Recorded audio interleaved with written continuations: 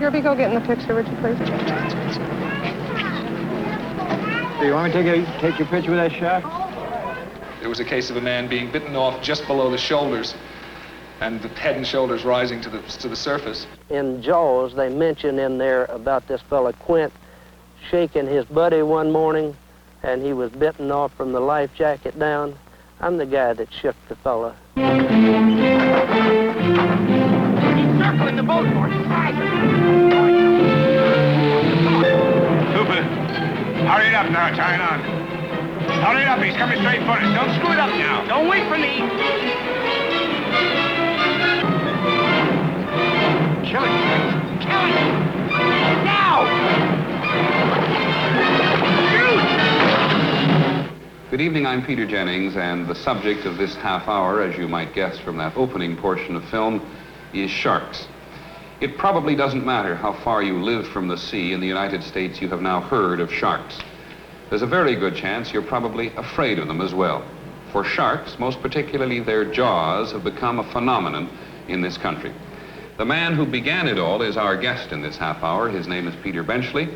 He's the author of the overwhelming bestseller, Jaws. Tonight, we'll talk with Peter and with others about terror, about death, and about truth. Jaws the book, 9 million copies in print. Jaws the film, a movie executive's dream. It has already made more than $100 million. Why did you write your book? It was basically my own curiosity. I had studied sharks since I was a child. I grew up in Nantucket, and we used to go fishing for swordfish, and there were no swordfish, but the ocean was littered with sharks. So we'd catch them, and I'd study them, and I began to read about them. And then in 1964, a 4,500-pound great white shark, the man-eater, the one that's known in Australia as White Death, was caught off Montauk, Long Island, and I said to myself, Lord, what would happen if one of these animals were to come into a resort area and not go away? What would it do to the economy? How would people react to a definite threat to their survival? I knew that as a child I had dreamed about a maniac that would attack me and cut off my head, an unreasonable thing that you couldn't discuss with, you couldn't argue with. And I sort of thought that people might react to sharks that way. Not a mass general public, but I knew that I reacted that way to them. And it's a strange animal. It's one of the only animals that still poses a viable threat to human beings in an environment in which they choose to go, namely the ocean. This is an animal that lives in its environment, and we are basically intruding on its environment. And he's not a villain in that he doesn't want to kill people. He doesn't want to hurt people. He wants to eat things. And if people are in the way, they're lunch. There have been a lot of commercial enterprises going of selling shark teeth and ripping off the logo for T-shirts, and there are some that Universal owns. People are creating menus now and games. Well, I'm told somebody's trying to make a film about a killer crocodile. Somebody's trying to make a film about a killer this, a killer that. I think it's a normal commercial instinct to ride a bandwagon while the bandwagon is hot. Shark tooth jewelry and shark jewelry is probably right now the biggest selling item that this shop has, and from what I gather, all the shops in the Keys have, although they wind up getting sent to us because luckily we got into it a little bit before the popularity of Jaws and the movies and such. But I don't think a day has passed in over 2 months someone hasn't come in and said, do you have anything with a shark's tooth or a shark or pictures of sharks or something? This is the first year that I've come to the beach, and people have really been upset and they're really concerned about the waters. A lot of people, you talk to them, they say, well, you been to water? And they say, no. The water is beautiful, it looks nice, but, you know, hey, there's sharks out there. Jaws, the moneymaker and inspiration for so much fear, is not the only film. Cornell Wilde produced and directed Shark's Treasure. Wilde went below in a cage. The subsequent film of a feeding frenzy looked in part like this. Jaw mania has been picked up in dozens of areas. Political cartoonists, quick to exploit fads and foibles, saw the shark as new taxes, recession, and even the New York Republicans. The swimmer was always us. Even that all-American institution, Peanuts, rode the bandwagon of publicity.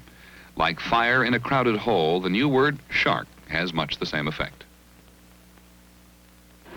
We talked to Dr. Milton Blum, professor of psychology at Florida International University, about what he calls shark fever. If there's a mob and a riot, there is the physical presence of all these people. Now, here you have this kind of a craze or a fear, and while you have the mob is in absentia. It's in anybody's mind, and anybody can join this in the comfort of their home or thinking about going swimming or what have you. And we've had this from time to time, going all the way back to that well-known Orson Welles thing with the invasion from Mars. There's the snowman that keeps recurring. There's the Loch Ness monster. And all these are fantasies. But here's the shark, and one sees it. Intellectually, I really kind of know I'm not going to run into a shark, but I really, the last couple times I've been diving, in the last couple of weeks, I've kind of been uneasy and keep turning around and looking to see what's behind me as well as in front. I read the book and I saw the movie, and I think, it's a poor man's Moby Dick, if you ask me. They should be sued for plagiarism. That shark in Jaws, it acted like it was mad at the people, like it wanted revenge because they were sticking harpoons in it. And after they heard it, it seemed like, it wanted to eat them. It could have had anybody else on the beach, but it wanted to go after that boat and sink the boat and eat the people on it. And I think that's, a farce. Sharks don't do that. I'm not trying to defend my attitude in the novel, but there have been so many instances of great whites attacking boats, not as in the movie where the great white jumps in the boat, although that has happened. There have just been too many instances of sharks seeming consciously to attack a boat that I'm very much in doubt as to whether you can say they simply aren't intelligent enough to know anger or vengeance. Because most of the time, the most severe damage that a shark does is the person will need stitches, like 20 or 30 stitches, and they'll be just as good as new. When he pulled me off, he pulled me down and out to where I was way underwater when he bit me. When I was underwater, I was kicking and turning and everything. When I was just slinging my other leg, anywhere I could, And I guess I hit him on the nose because I had a bruise on my foot about 2 inches round. And I just ripped my foot out of his mouth and just came leaping and, swimming in the shore as fast as I could. When I got bit, my ligaments, my nerves, my tendons, my arteries, everything right down to the bone was cut. To where it was just one more twist and it would have come off. This part right here was the only part that wasn't cut. Well, I wouldn't go surfing again, and as far as swimming goes, I just go no further than the pool because I'm afraid. Like if I go in my own swimming pool and I stub my foot the wrong way, I jump like that's how I'm afraid I am. Daytona's had a shark attack. Daytona Beach, Florida. It was in the papers. They say no, but I read it. I'm for it, right. That's what I mean. I just asked the man, we brought the land truth, no sharks. You read the wrong paper. So I said, well, it's funny, I read it in the Philadelphia paper, and I read it down here just this morning. And there's not a soul in the water now, look. After he blew his whistle, they all came in. 1054, I don't know. The plane spotted it just north of my tower. I haven't seen it yet. Well, the standard operating procedure when we have a shark in the area is to clear everybody out of the water, wait 20 to 25 minutes since the last sighting, or unless the plane comes by and gives us an all-clear signal. Again, we talk about the phenomenon or the craze. It has drawn attention to hundreds of shark attacks and the history of shark attacks. Is the attack on the men of the USS Indianapolis about the worst? To my knowledge, the single worst shark attack on record is the attack on all the people on the Indianapolis. As you know, the Indianapolis was a cruiser going home having delivered the atomic bomb, and it was under radio silence, and it was torpedoed by a Japanese submarine in the Pacific in 1945, July, I believe it was, of 1945. And 1,100 or 1,200 people went into the water, and because of the radio silence, they were not picked up for almost a week. And when they were picked up, only 300 or 400 people lived to tell about it. Nobody knows exactly how many people died of shark attack, how many died of drowning, how many went mad, how many died of exposure. But there were so many sharks around and so many eyewitness accounts of people being attacked by sharks that there's no question that hundreds of people were eaten by sharks. There were so many instances of a man saying, I saw my buddy next to me and I reached over to touch him because he looked asleep and he upended because nothing was left under his life jacket. How do you describe when you got no place to hide and no place to go and you're in a big body of water with a shark swimming around you? I don't know how you would describe it. To say I wasn't afraid wouldn't be telling the truth. Everybody that was there was afraid. I guess I've got an special feeling about sharks.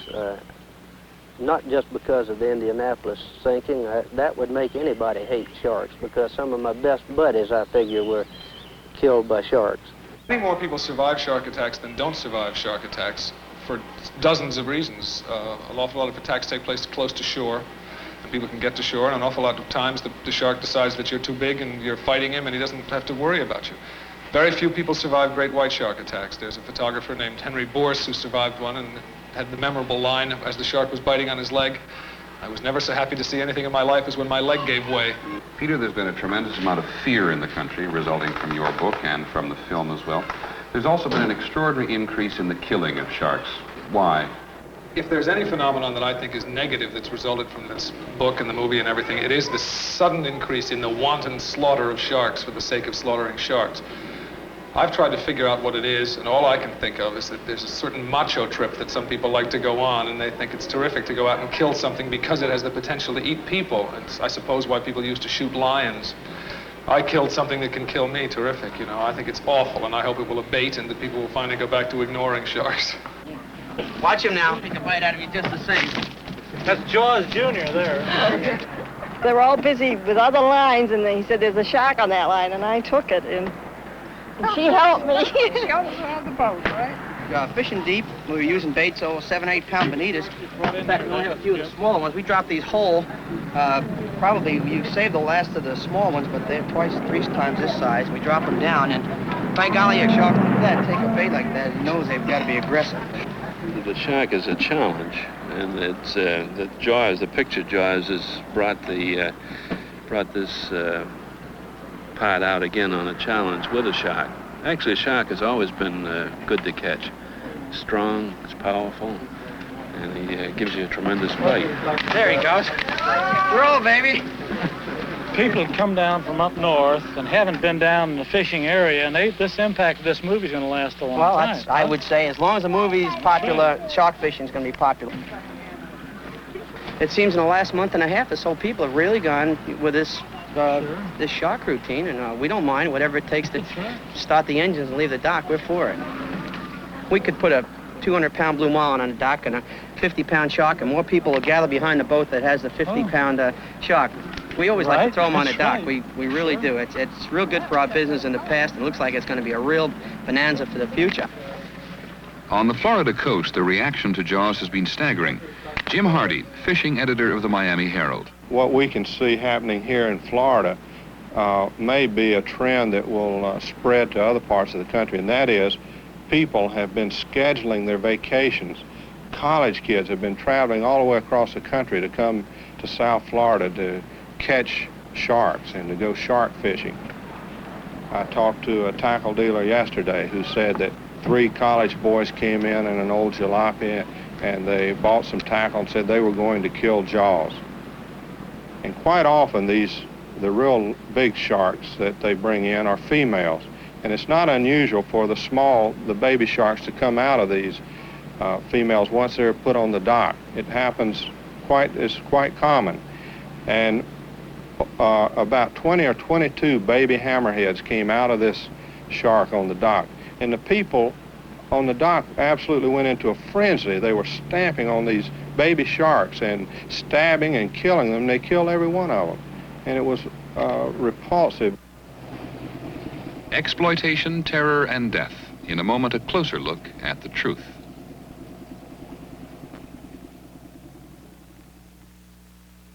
I remember vividly when I first saw a shark, and it scared me half to death. I was in 100 feet of water at 50 feet, meaning no shelter up or no shelter down. And on the edge of the gloom, I saw circling in the darkness this gray shadow that was just going around and around. I was about 19 at the time. And I looked at this thing and froze right up, and I tapped the guy I was with, who sort of went, "Don't worry about it." And the thing circled us for maybe 10 minutes and then went away. But it was a great shock. The adrenaline surged through you, and you think, oops, here it is. Man has always had a fear of sharks, especially men who go down to the sea in ships, and with some justification. Research on sharks has been reasonably limited. One of the world's few real authorities is Dr. Perry Gilbert of the Mote Marine Laboratory in Sarasota, Florida. These are one of the most successful animals, the sharks, in the sea. They've been around for some 300 million years. They reign supreme there. And why have they been so successful? They have watched the rise and demise of the dinosaurs. Sharks are really at the lower end of the vertebrate evolutionary scale. They are fish, but they are fish without true bone in their body. Their skeleton is of cartilage, and they're distinguished from bony fish by the presence of 5 or more gill slits on each side of their head, characteristic scales, denticles on their body, and this cartilaginous skeleton. We find in sharks a whole range from egg layers to live bearers, and of those that give birth to living young, some have a placenta analogous to that of mammals. Most sharks must swim continuously in order to ventilate their gills. There are between 250 and 300 species of sharks alive today, and only about 35 of these species have been implicated in attacks on man. Certain species of sharks are pretty omnivorous. They'll feed on most anything, or at least pick up most anything. The tiger shark is one of these. That's the one they have found beer cans and old shoes and tar paper and nails and so on in. Here we have the jaws of a great white shark, one of 2 we've taken in the last 10 years in waters off Sarasota. And you'll note that the teeth are arranged in rows, one behind the other, and those rows are constantly rolling out, and the outer row of teeth is being lost. When a shark attacks, it usually inserts the sharply pointed teeth of the lower jaw into the flesh. And then the upper jaw moves forward 4 to 5 inches, and these serrated, sharp teeth, cutting teeth of the upper jaw are inserted into the flesh, and as the head is shaken, the 2 jaws meet, and the shark then moves off carrying 25 to 30 pounds of flesh. When people talk about man-eaters, when they say the man-eater, they mean the great white shark. In Australia, it's White Death. And it is the most imposing of all the species of sharks because it is the one that has no natural enemies. It knows no fear. That's an emotion that's more sophisticated for it. And it will eat anything, virtually anything. And the great white is the biggest of the man-eating animals. It can go, they have found one 7,000 pounds in Cuba. They have been sighted, although never documented, up to 30 feet. They do go to 20 feet and more. They are an animal that can consume a human being in a single bite. They are aggressive, no question about will they eat people. They certainly will eat people. And they are rare, so very little is known about them. They don't school. They are the man-eater. They are the one. That's the king. Sharks have virtually no other enemies in the sea except members of their own species. In short, they are their own worst enemy, and in this respect, they have a common bond with man. The sharks feed primarily at night, and this is one reason we caution swimmers about swimming in the waters at night.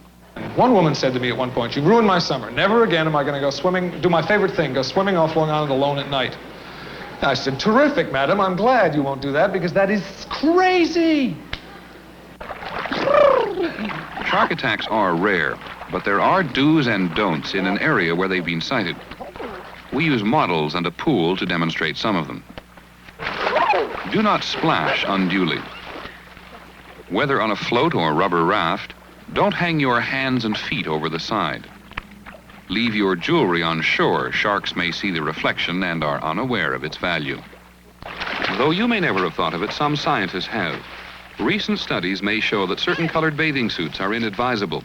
International orange, perhaps, for one. Bright yellow for another. Low-intensity colors like dark blue or green, less obvious, are better. Swim in groups. Do not go off on your own. Sharks are definitely attracted by blood. If you have a cut, no matter how small, stay out of the water.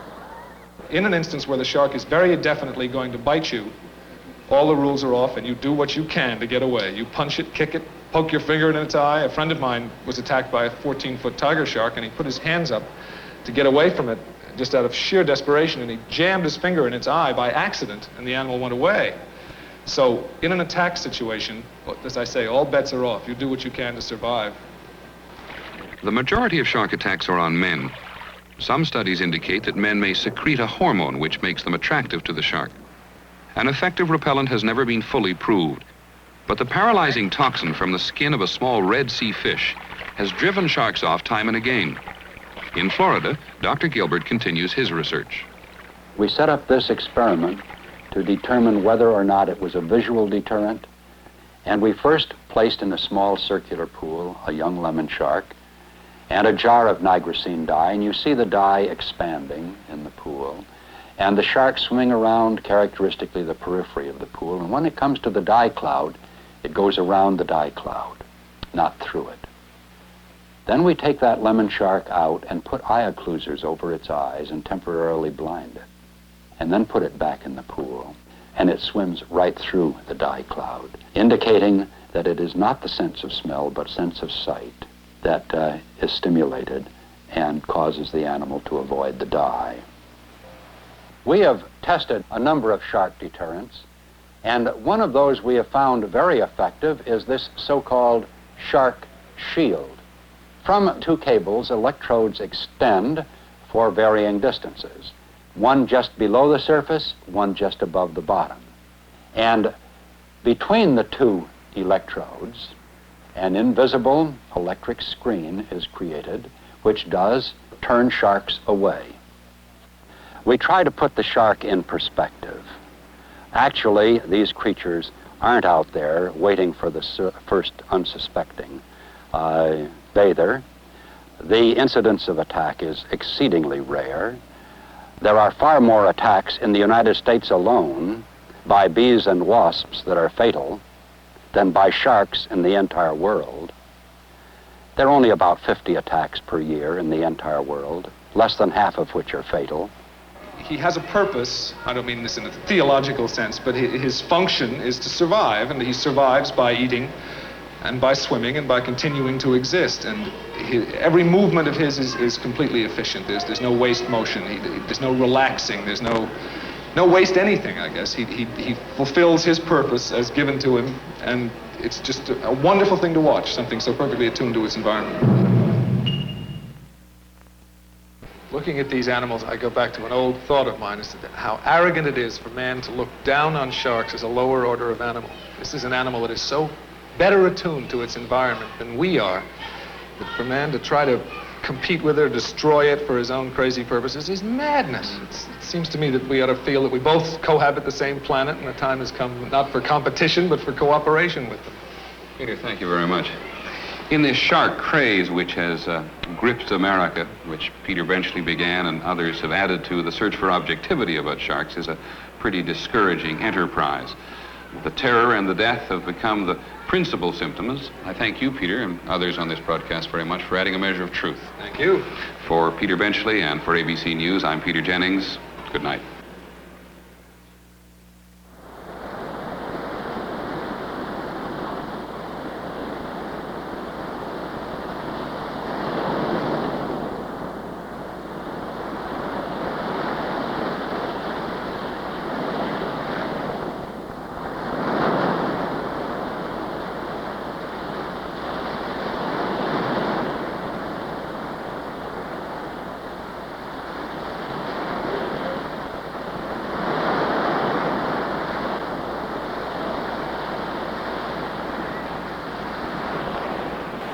This has been a presentation of ABC News.